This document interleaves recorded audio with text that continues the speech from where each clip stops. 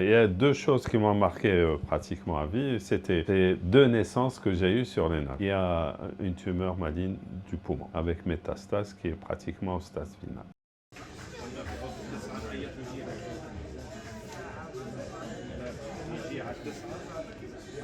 J'ai une expérience de 30 ans à peu près au niveau des cars ferry, exactement Algérie Ferry. J'ai eu à travailler pendant quelques temps au sud. Et là, depuis 30 ans, je travaille sur un navire comme médecin navigant. Et il y a deux choses qui m'ont marqué pratiquement à vie. C'était les deux naissances que j'ai eues sur les nappes, sur le type Asa, si je me rappelle bien. Les deux, c'était des jeunes filles, là. Et maintenant, ils doivent être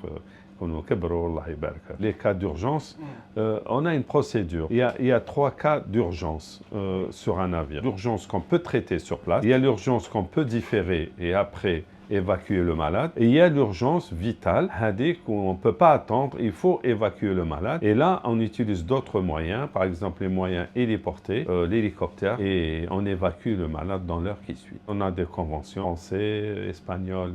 Il y a des organismes qui s'occupent de ça, de l'évacuation. Je vous assure, j'ai discuté avec un passager tout à l'heure. Un jeune homme qui a une tumeur maligne du poumon avec métastase qui est pratiquement au stade final et qui a arrêté son traitement et qui voulait faire une dernière croisière avec sa femme. Et alhamdoulilah, maintenant ça va beaucoup mieux.